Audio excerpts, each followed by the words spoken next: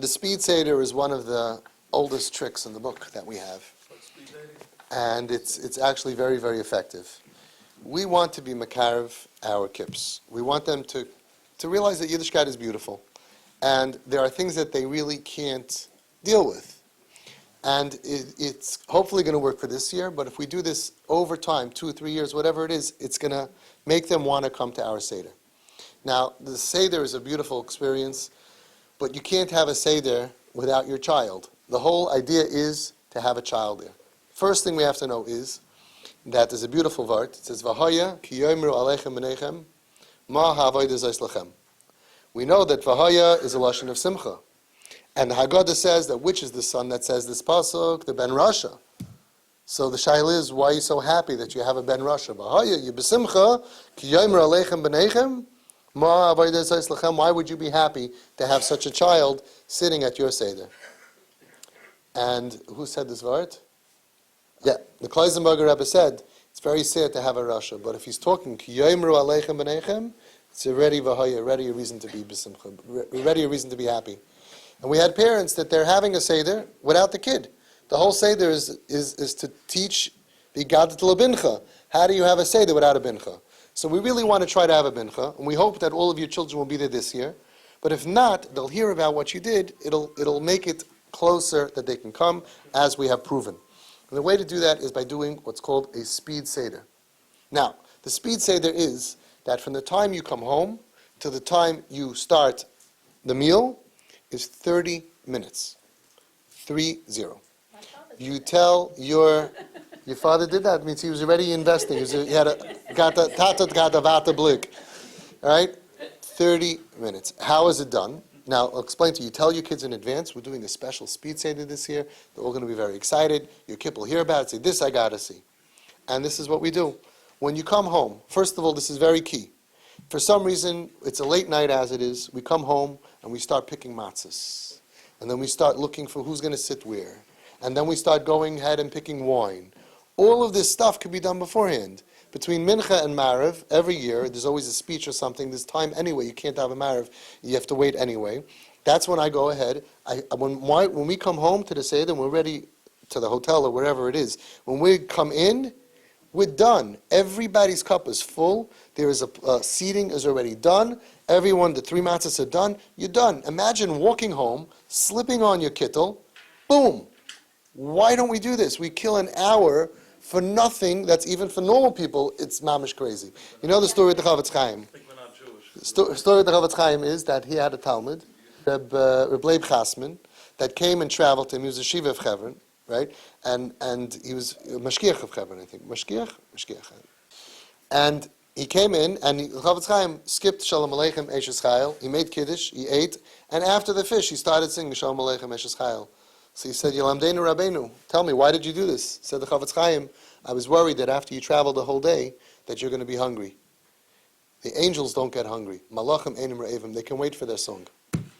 Chavetz Chaim knew halacha, he wrote it. He wrote the book, right? And he knew that as much as it's important, Shalom Aleichem, Eshes Chayil, not when people are starving, Nebuch, okay? You could feed them, and then you could sing your beautiful songs. Right? What do? We come, Shulam Aleichem, and then you said, and then you said, the people are dying of things. No, we're going to wait patiently. Chavetz Chaim felt, a malachim einim re'evim, they don't get hungry. We could sing their song afterwards. Eshes Chayil, I guess, also doesn't get hungry. You could sing their song afterwards. Or she is hungry, so she'd rather eat and then have the song on a full stomach. Anyway, that's what he did. That's the story. And it's a very chashuv story. So imagine, first of all, you come home, and it's just pleasant. It's very easy. You have to do the work anyway. So what's the big deal? The wine is filled before, the matzahs are there, and then boom, you start. Right, that's how they do it. Okay, so what you're saying is very, very deep. He's saying in a Chabad house, that's what they do because people don't have patience. Let's think a little bit deeper. Chabad, in order to be successful, has to put on a good show. Anybody who cares about putting on a good show is going to do that. We think it doesn't matter. It does matter. We need to put on a good show for our kids. We can't make it drawn out and tense and anxiety. And I was once setting up the table and my kids asked me this and my kids asked me that. I said, stop with the questions already. No more questions. I'm kidding. They're supposed to ask questions, right? Anyway, so it's anxiety happening and fighting and arguing. Plan it out beforehand. Give everyone their space. Have the cups filled. And do what you would do if you were trying to impress someone. That's why they do it in Chabad. So here's what you do. How long does it really take from when you come home to slip on a kittel? And then to say Kaddish. To say Kiddush. How long does it take? We don't have that problem. We don't wear kittel. You don't do a kittel. You save time already. In Ger also, they know. In Ger also, we don't say a kittel. Oh, okay. Oh, it costs money. We're not spending money on anything. Kittel, okay, so then we go ahead, Kaddish. How long does it take? Within 3 minutes, you're done with Kaddish. And you tell all your kids beforehand, look what's going to happen. Be waiting by your seats. Tati's coming in, Mommy's sitting there waiting. Come in, change. You're done. It's beautiful, Kaddish. Urchatz. How long does it take to wash your hands? Okay? It's not a big deal. Karpas. I have a big secret for you. Have the karpas with a fork in a little individual cup with salt by everybody's seat. It takes 3 seconds. It's no problem. You can buy it in pomegranate for $8. They'll give you salt water. Give you the best salt water money can buy. Okay, karpas. Karpas is one of the things that make me go off the derech. If I ever go off the derech, it's going to be because of that karpas. That karpas is mamish. I love Yiddishkeit, but there's some things that mamish make me nuts. You're sitting there, it's 2.5 hours later, you're sweating, you're starving. Finally, what do they give you to eat? A potato. Right? You finally get this potato. What does everybody say? Not more than a kazayas. You're sitting there with this little piece. You're trying to make it. It's like, on the salt water, right? And the kids are like, ooh, this is delicious. Everybody says the same thing. Everybody says, oh, Mommy, why don't you make this during the year? Of course it's delicious. The kids are starving. It's Auschwitz over here. It's salt water. Starts tasting delicious. And then they start eating more. Not more than kazayas, right? I don't understand. When it comes to the matzah, I'm eating for an hour and a half this kazayas. I'm eating, we can't even swallow. An hour and a half, the brisket kazayas. It's 8 pounds of matzah. And all it comes to the potato, what if the kazayas like this big?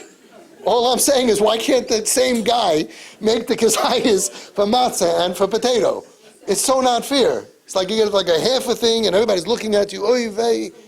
I'm telling you, you're going to go off the derech because of that. The matzah, 82 pounds of matzah is kazayas. Is this enough?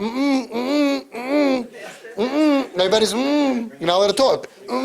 And as soon as you finally catch your breath from being totally up to here with matzah, kairach, with another 8 pounds of matzahs, because the brisket Rav once by accident said it's 18 matzahs is the shear of matzah, and he's eating and eating. But that potato, this big. And you start going around like mamish, like an Auschwitz. Too big. No, not in this house. Nobody will eat more than a kazayas this big. Okay, karpas, yachatz. How long does it take to cut a piece of matzah?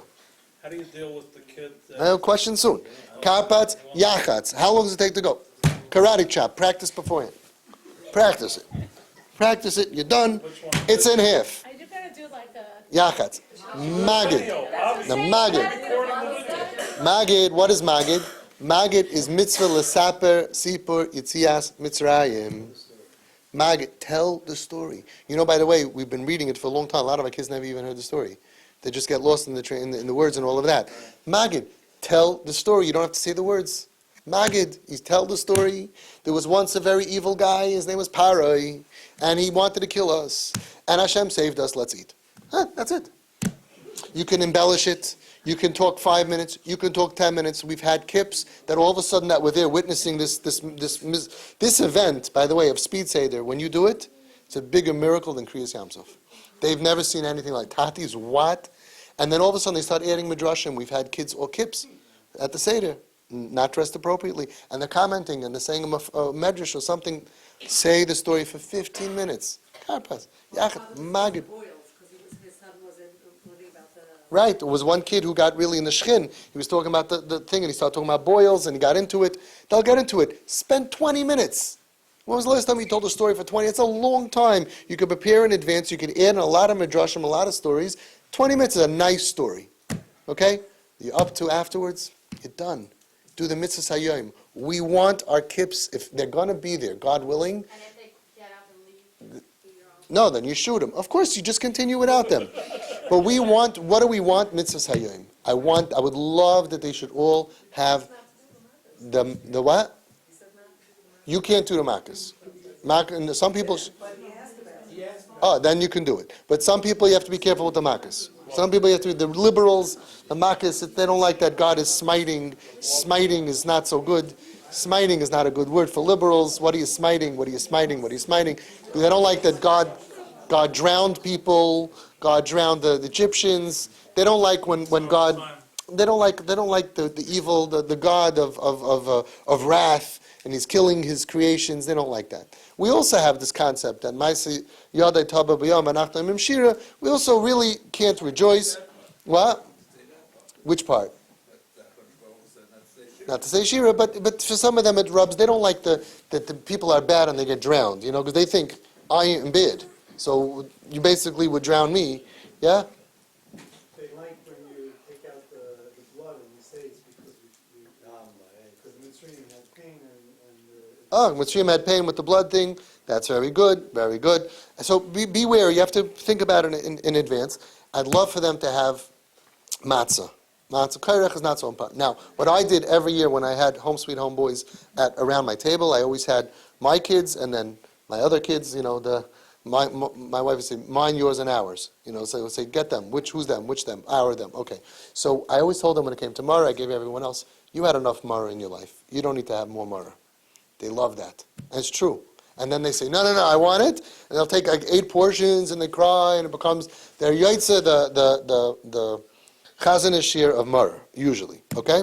But you tell them, you had enough Mara in your life. You don't need that this year. Beautiful thing to say. And that's it. You have shulchan aruch, you have a beautiful meal.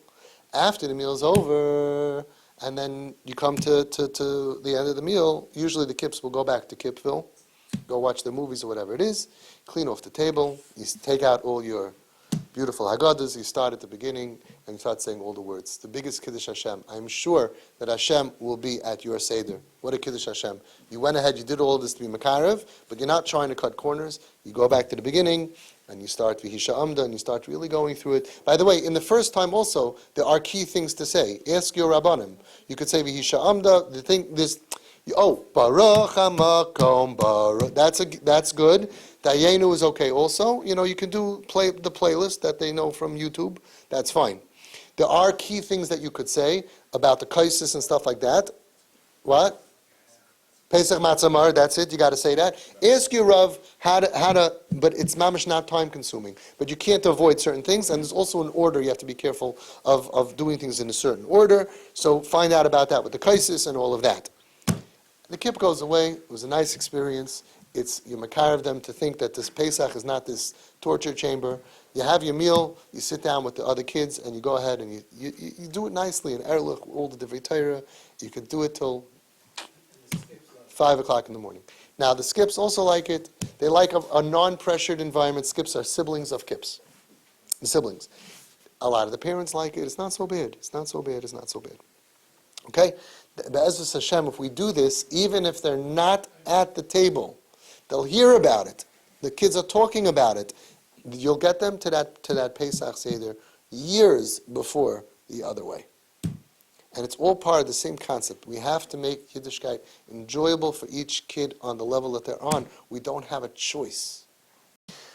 By the way, just from what I do is, the best Haggadah in the world that I ever came across is called the Little Medrash Says Haggadah. I bought maybe 20 of them, and I give everyone at the table because I like when everybody's on the same page. I can call out page 45, especially for younger kids, and especially for me and my other kids and my older boys, everybody. You see, when we turn, it keeps everyone together. If you know everything that it says and the little medrash says, you know a lot.